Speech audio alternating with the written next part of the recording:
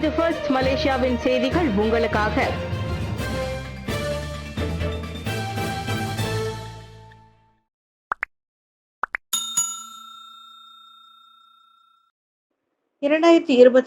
ஆண்டு வரவு செலவு திட்டம் அக்டோபர் 10 தாக்கல். 2026 ஆண்டுக்கான வரவு செலவு திட்டம் எதிர்வரும் அக்டோபர் மாதம் 10 நாடாளுமன்றத்தில் தாக்கல் செய்யப்படும் என நிதி அமைச்சு தெரிவித்துள்ளது. மடானி பொருளாதார முன்னுரிமைகளுக்கு ஏற்ப பட்ஜெட் உள்ளீடுகளை பெறுவதற்கு முக்கிய தரப்பினர்கள் மற்றும் பொதுமக்களின் விரிவான ஈடுபாட்டை நிதி அமைச்சு ஒருங்கிணைக்கும்.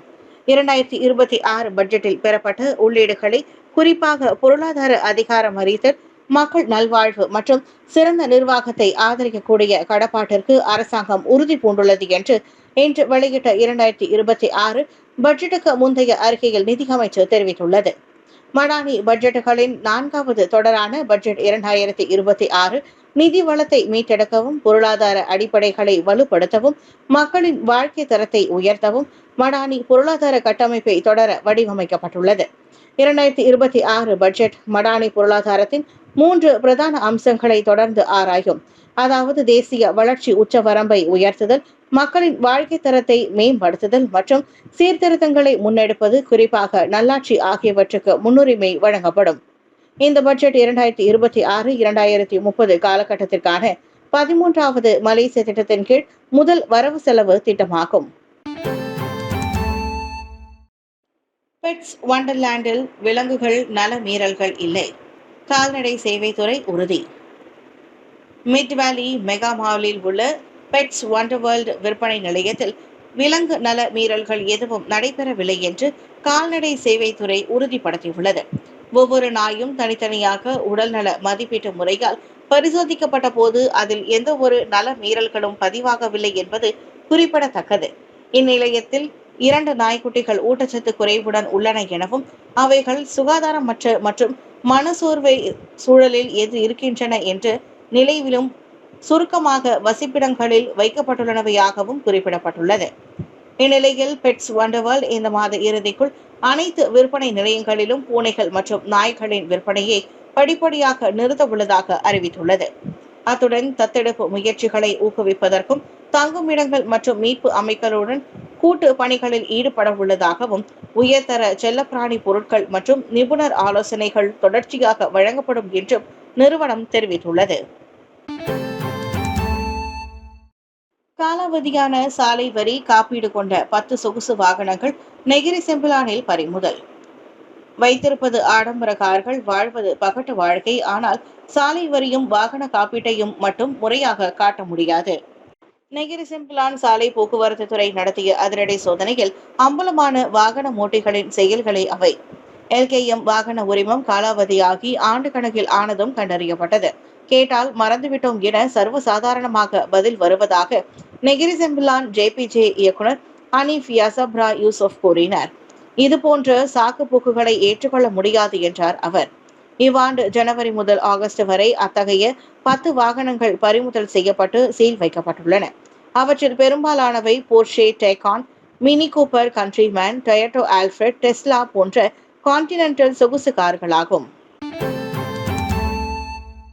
ஞானராஜா வீட்டிலிருந்து 3 லட்சம் ரிங்கிட் மதிப்புள்ள பொருட்கள் கொள்ளை.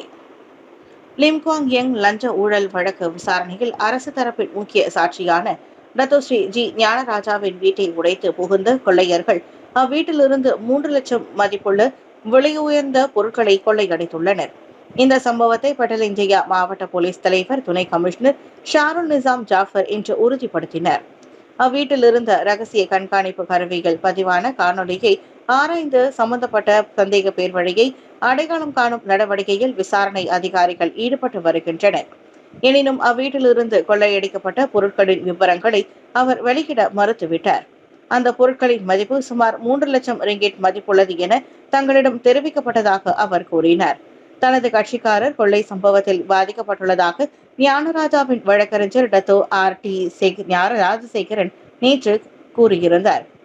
தனது கட்சிக்காரர் கொள்ளை சம்பவத்தில் பாதிக்கப்பட்டுள்ளதாக ஞானராஜாவின் வழக்கறிஞர் டத்தோ RT ராஜசேகரன் நேற்று கூறியிருந்தார். இந்த கொள்ளையின் போது ஒரு வர்த்தகருமான ஞானராஜாவை மிரட்டிய ஆடவர் கும்பல் ஒன்று ஹீரோவாக செயல்படாமல் வாயை மூடிக்கொண்டிருக்கும்படி அவரிடம் கூறியதையும் ராஜசேகரன் சுட்டிக்காட்டினார். இதனிடையே இந்த கொள்ளை சம்பவத்தின் போது தனது வாயில் அடிபட்டதோடு ரத்தம் வழிந்ததாக செய்தியாளர்களிடம் ஞானராஜா கூறியிருந்தார். பிறந்த குழந்தையை வீசிய மாணவிக்கு 10,000 ரிங்கிட் அபராதம். கடந்த 2020ஆம் ஆண்டு பண்டார்பாரு ஏர் இடாமில் தன்னுடைய பிறந்த குழந்தையை ஜன்னல் வழியாக வீசிய சம்பவத்தில் குற்றம் சாட்டப்பட்ட கல்லூரி மாணவிக்கு உயர்நீதிமன்றம் 10,000 ரிங்கிட் அபராதம் விதித்துள்ளது. அந்த பெண்ணுக்கு சிறை தண்டனை விதிக்கப்படாமல் மறுவாழ்வு அணுகுமுறையை நீதிமன்றம் பரிந்துரைத்துள்ளது. சம்பவத்திற்கு பிறகு அந்த மாணவி தற்கொலைக்கு முயன்றதாகவும் அதன் பின்னர் மன அழுத்த எதிர்ப்பு மருந்துகளை உட்கொண்டுள்ளார் என்றும் பொதுநல அறிக்கையில் தெரிவிக்கப்பட்டுள்ளது. ஆரம்பத்தில் கொலை குற்றம் சுமத்தப்பட்டு அம்மாணவிக்கு பின்னர் சிசுகொலை என்று குற்றச்சாட்டு பதிவு செய்யப்பட்டது. இந்நிலையில் அபராதம் செலுத்தப்படாவிட்டால் 5 மாத சிறை தண்டனை விதிக்கப்படும் என்று நீதிமன்றம் அறிவித்திருக்கும் பட்சத்தில் அப்பெண்ணின் குடும்பம் அபராதத்தை செலுத்தியுள்ளனர். கெந்திங் மலையில் 2 வாகன ஓட்டுநர்களின் தகராறு வைரலானது. கெந்திங் மலையில் 2 வாகன ஓட்டிகளுக்கு இடையிலான சண்டையை காட்டும் டேஷ்கேம் வீடியோ வைரலாகியதை தொடர்ந்து இதுகுறித்து போலீஸ் விசாரணை நடத்த வேண்டும் என பொதுமக்களிடம் இருந்து கோரிக்கைகள் எழுந்துள்ளன. ஞாயிற்றுக்கிழமை பதிவு செய்யப்பட்ட இந்த சம்பவத்தில் ஒரு ஹோண்டா கார் ஒழுங்கற்ற முறையில் ஓடுவதையும் சில சமயங்களில் 2 பாதைகளை தடுப்பதையும் அதைத் தொடர்ந்து மஞ்சள் நிற புரோட்டான் சக்காரியா கார் செல்வதையும் காண முடிகிறது. பின்னர் அந்த காட்சியில் டேஷ்கேம் உரிமையாளரின் கார் உட்பட 3 வாகனங்கள் சாலையோரமாக வருவதுடன் அதன் ஓட்டுநர்கள் கீழே இறங்குகின்றனர். அதனைத் தொடர்ந்து ஹோண்டா ஓட்டுநர் புரோட்டான் ஓட்டுநரை குத்துவதுடன் அங்கு மோதல் வெடிக்கிறது. சண்டைக்கு வழிவகுத்த சூழ்நிலைகள் தெளிவாக தெரியவில்லை என்றாலும் வீடியோவின் தலைப்பு ஹோண்டா ஓட்டுநர் பிரச்சனையை தேடும் கும்பல் என்று குற்றம் சாட்டியதோடு காரின் எண் பட்டையையும் அந்த காணொலியில் காண முடிந்தது. அந்த காணொலியை 50,000த்திற்கும் மேற்பட்டோர் பார்த்துள்ளதோடு இந்த தகராறு தொடர்பில் போலீஸ் நடவடிக்கை எடுக்க வேண்டும் என சமூக ஊடக பயனர்களில் பலர் வலியுறுத்தியுள்ளனர். சீன பெண்ணிடம் 2.1 மில்லியன் ரிங்கிட் மதிப்பிலான பொருட்கள் கொள்ளை, நீதிமன்றத்தில் குற்றத்தை மறுத்த சந்தேக நபர்கள். கடந்த மாதம் சீன பெண் ஒருவரிடம் இருந்து 2.1 மில்லியன் ரிங்கிட் மதிப்பிலான பொருட்கள் மற்றும் ரொக்கத்தை கொள்ளையடித்த வழக்கில் குற்றம் சாட்டப்பட்ட 2 விற்பனையாளர்கள் இன்று நீதிமன்றத்தில் குற்றத்தை மறுத்துள்ளனர். அவ்விருவரும் தலைமறைவாக இருக்கும் 2 நபர்களுடன் இணைந்து புக்கிட் டாமன்சாரா பகுதியில் உள்ள அப்பெண்ணின் இல்லத்தில் கொள்ளையடித்துள்ளனர். 1.2 மில்லியன் ரிங்கிட் மதிப்பிலான கடிகாரம், 300 கிராம் எடையுள்ள 3 தங்க கட்டிகள், 1,00,000 ரிங்கிட் ரொக்கம் மற்றும் 5 கை தொலைபேசிகளை அவர்கள் கொள்ளையடித்துள்ளனர். குற்றவியல் சட்டத்தின் பதிவு செய்யப்பட்ட இக்குற்றம் நிரூபிக்கப்பட்டால் 20 ஆண்டுகள் வரை சிறை தண்டனையும் சவுக்கடி தண்டனையும் விதிக்கப்படும் என்று எதிர்பார்க்கப்படுகின்றது. மேலும் ஒவ்வொரு குற்றவாளிக்கும் உத்தரவாதத்துடன் கூடிய 15,000 ரிங்கிட் ஜாமீன் வழங்கப்பட்டதை தொடர்ந்து இந்த வழக்கு செப்டம்பர் 30ஆம் தேதிக்கு ஒத்திவைக்கப்பட்டுள்ளது. 9 மலை 7 நாட்கள் எல்லைகளை எட்டி பார்க்கும் முயற்சியில் லோகா சந்திரன். கோவிட் காலத்தில் பொழுதுபோக்காக தொடங்கிய ஓர் இளைஞரின் மலையேறும் நடவடிக்கை இன்று மலேசிய சாதனை புத்தகத்தில் இடம்பெறும் முயற்சியாக வளர்ந்து நிற்கிறது. பேராக்கை சேர்ந்த 26 வயது லோகச்சந்திரன் ராமச்சந்திரன் என்ற தனியார் பல்கலைக்கழக மாணவரே ஆவார். கோவிட் பெருந்தொற்றின் போது சிங்கப்பூரில் ஒரு பொழுதுபோக்காக சின்ன சின்ன மலைகளை ஏறியவர் பின்னர் இங்கு திரும்பியதும் இதனை தொடர்ந்துள்ளார். இப்போது மலேசியாவில் யாரும் செய்யாத சாதனையாக 7 மாநிலங்களில் 9 மலைகளை 7 நாட்களில் தனி ஆளாக ஏறுவதற்கு அவர் திட்டமிட்டுள்ளார். Johor, Negeri Sembilan, Selangor, Pahang, Terengganu, Kedah, Perak ஆகியவையே அந்த 7 மாநிலங்களாகும்.